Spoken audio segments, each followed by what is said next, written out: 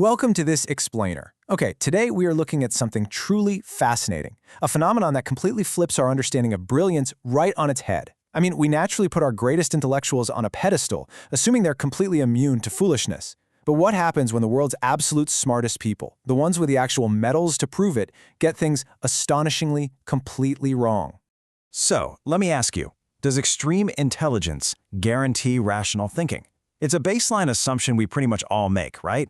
If someone is a certified, world-renowned genius, surely everything they say makes logical sense.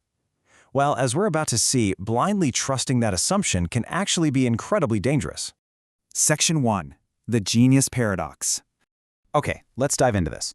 The world's greatest minds can harbor the most scientifically unsound ideas. It sounds like a total paradox, doesn't it?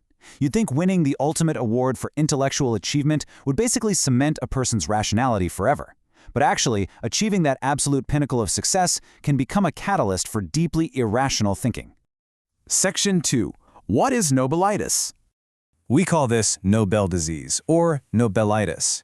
It's an informal term for the tendency of some Nobel Prize winners to embrace ideas that are considered strange or scientifically unsound, usually later in life. Just notice the profound irony here. It sounds highly clinical, but it actually describes the behavioral pitfalls of our most infallible intellectuals. They win the greatest prize on earth and then, inexplicably, start championing undeniably strange ideas. Let's keep going and see how this builds. Section 3. The Confidence Trap. And this brilliantly illustrates the exact, almost tragic pipeline at work here. Step 1. Win the Nobel Prize. That is the ultimate, undeniable validation. Step 2. Develop an inflated ego and excessive self-confidence. You begin to believe you simply can't be wrong. Which leads straight to Step 3, pursuing pseudoscientific, impossible, or insane ideas later in life. That extreme validation creates a massive, incredibly dangerous intellectual blind spot. Section 4. Case Study on Linus Pauling.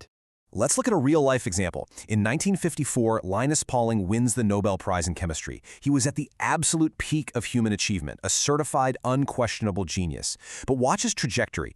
Later in life, he completely pivots to unsupported medical theories. And the conclusion? His data is deemed deeply flawed by critics. It's a profound, genuinely sad shift from total scientific triumph to a really controversial final act.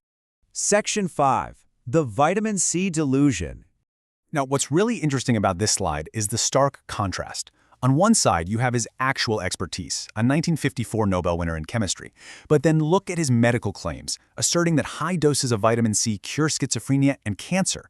He took his brilliance from one highly specific lane and used the confidence it gave him to make wildly unfounded assertions in a completely different medical field. In Pauling's flawed pursuit, he heavily studied the impact of high doses of vitamin C. He claimed it impacted schizophrenia, and he claimed it impacted cancer. But critics stepped in and showed his data was completely flawed. His inflated ego, born directly from that Nobel win, basically led him headfirst into pseudoscience, causing him to completely ignore critical scientific consensus. Section 6. The Illusion of Infallibility. So the crucial point is simply this. Prestige is not a substitute for sound science. A grand award, even the Nobel Prize, just doesn't make someone permanently infallible. The actual data always matters way more than a person's past accolades.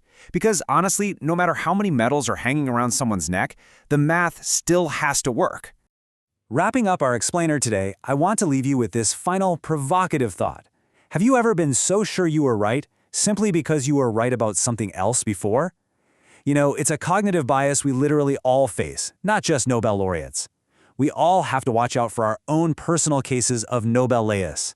So keep your mind open, always look for the sound data, and remember that past brilliance is absolutely no guarantee of future logic. Thanks for joining me for this explainer.